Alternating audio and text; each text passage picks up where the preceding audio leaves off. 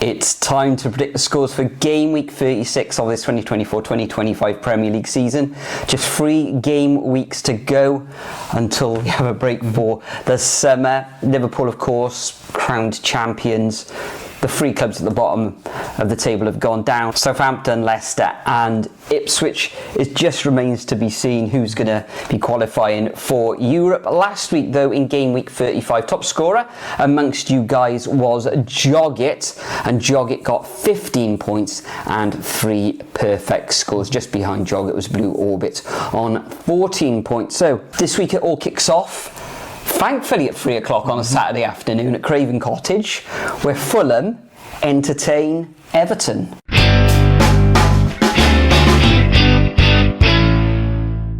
Yeah, it's good to see we're actually starting with a 3 o'clock kickoff, isn't it? Fulham, they're pretty much out the European race, aren't they now? So they're pretty much going to be on the beach, and probably same with Everton as well. So it's just going to be who turns up on the day with this one. I'm just going to back Fulham 2-1. 2-1, yeah, this could go either way. I think Everton, since Moyes come in, I think we said it, they've looked a lot better, but it's just the 1 win in their last 6 matches. A draw against Ipswich last weekend when they were 2-0 up in that match. I think they'll go to Craven Cottage. I think they'll score, but I think Fulham will as well. So I'm gonna sit on the fence with this one. I'm gonna go for a 1-1 scoreline. Next up, also at 3 o'clock, we got Ipswich Town, who will be playing their football in the Championship next season, come up against a Brentford side who recorded an excellent 4-3 victory over Manchester United. As well. They were fantastic. That's 3 wins on the bounce for the Bees as well. Coming up against this Ipswich side, okay, they ground out that 2-2 draw in the end, but I think the firepower that Brentford have got, like some Bueno that we're saying all season, Wissa, etc., they've got goals throughout that side. I think Ipswich will score in this one because they have been chalking up a few goals recently, but I'm going to go for Ipswich 1, Brentford 3. Interesting. Yeah, I can only see a Brentford win in this one for me. Ipswich going to be on the beach, and at the end of the day, I can see a bit more firepower in Brentford with the way that they've been playing at the moment, and they look amazing. So minus obviously the defending against Manchester United, but yeah, 2-0. Next up, hapless Southampton up against Manchester City. It's looking like Southampton's going to equal the record, aren't they?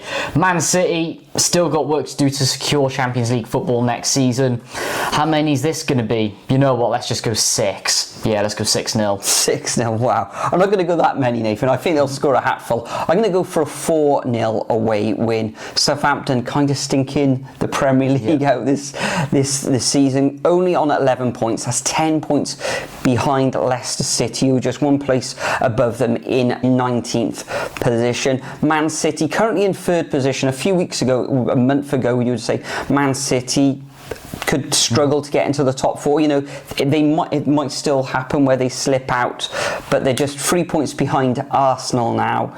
They've recorded 5 wins in their last 6 matches now, the Citizens. So yeah, another straightforward win for them here. And talking about teams who are in form, Wolverhampton Wanderers, 5 wins in their last 6 matches. Okay, it was a defeat last weekend against Manchester City, but they did run them all the way in that match, and unlucky not to get a point in that match against Manchester City. Coming up against a Brighton side who are on the beach, as you say, this sort of thing. 1 win in their last 6 matches. A creditable draw, though, at home against Newcastle, and it was only in the dying embers of that match that Isaac equalised from the penalty spot, although Newcastle did have 2 penalty shouts turned down in that match, if I can remember rightly. So this one, yeah, it's going to be tight, but a 1-0 home win to this Wolves side. Interesting. Yeah, I'm going to give it 1-0 to Wolves as well. I just think Brighton on the beach, inconsistent form. Yeah, Wolves are in the much better form at the moment. They're going to keep collecting points at the end of the season. So yeah, 1-0. Moving on to 5:30, Bournemouth up against Aston Villa. This is a big one for Villa to keep pushing for that Champions League qualifying spot. At the moment, with the way they're finishing, it looks like they are going to be in the Conference League next season, unless, of course, Palace don't win the FA Cup and then they get a Europa League spot. But Bournemouth, they're also fighting for the same as well. They need to secure their 8th place finish, and then just gotta hope that Palace slip up really in order to get into Europe next year. So yeah, both teams vying for the points. Yeah, let's go Desmond's 2-2 straight down the middle. Yeah, you're probably right in this one, Nathan. Bournemouth with an excellent victory against Arsenal in their last fixture. Aston Villa, as you say, currently in 7th position, 5 wins out of their last 6 matches. A decent enough win against Fulham in the last round of matches. Bournemouth always look likely to score, but so do Aston Villa as well. And lately in the league especially, they've looked very, very good. So I think Aston Villa are going to nick all 3 points in this one. It's going to be very, very tight, but I fancy them to just get over the line in a 2-1 win, which will aid their European hopes of Champions League qualification. That'll do them a world of good.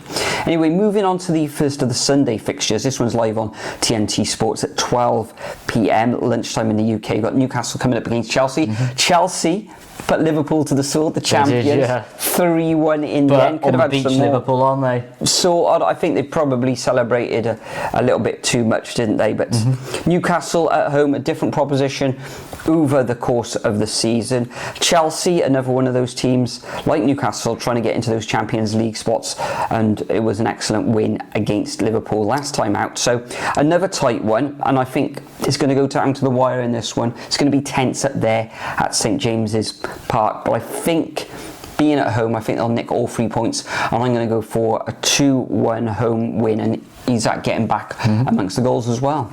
Yeah, that's interesting. I don't know why. I think this is going to be significantly leaning towards Newcastle. I do like what both teams are doing at the moment, but Newcastle gone a bit on patchy form since Eddie Howe's come back, and they're going to want to reinstate that. And both teams have a lot to push for Europe. They're both tied on 63 points at the moment. It's so hard, but in the northeast, Newcastle are doing it 3-1. Anyway, moving on. Manchester United up against West Ham, 2:15. Weird kickoff time this is. Both teams diabolical form at the moment. Fuja even back for this one. 0-0. 0-0. Yeah. In the league, Premier League, the top division in British or English football, you could say Manchester United, West Ham, without a win between them in the last 6 matches in the league. In Europe, though, I think Manchester United, this is a crazy statistic, I think they're the only team in Europe not to have lost this season in European ridiculous. I was told in the last couple of days. It's just ridiculous considering how bad they've been in the Premier League.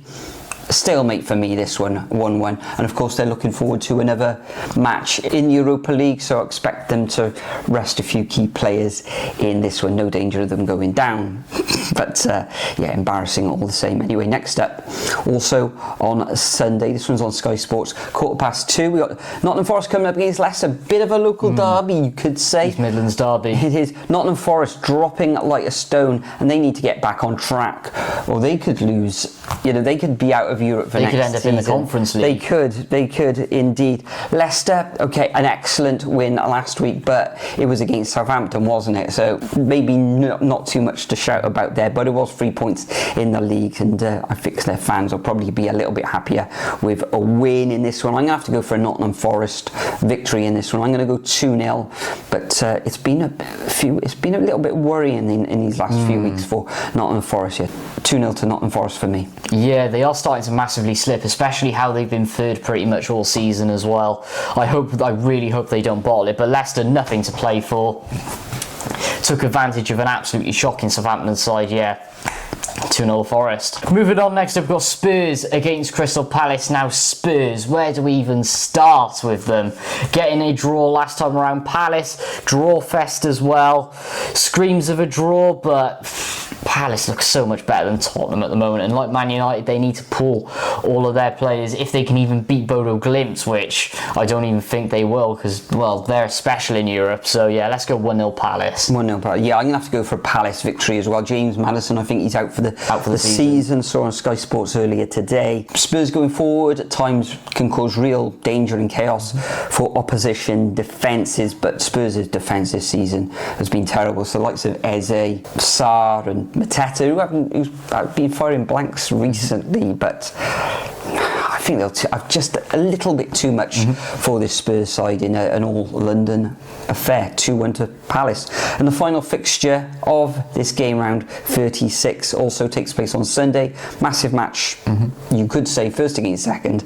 Liverpool against Arsenal. Liverpool already with the title. Arsenal currently in European action, away against Paris Saint-Germain at the time of recording. Paris Saint-Germain 1-0 up in this leg, 2-0 up overall. I'll check how that's getting on after this video, but I can't really back either of these sides. I'm going to go for a 1-1 score line. We'll see what sort of Arsenal team is played in this one. Also Liverpool as well. TAA, Trent's going to Real Madrid. That's upset I've said my opinions on that as well. A lot of Liverpool fans aren't happy. Well, it's the board's fault at the end of the day. Shouldn't have let his contract run down. That's right. Maybe that's the club to be rather than the player. He's won everything there.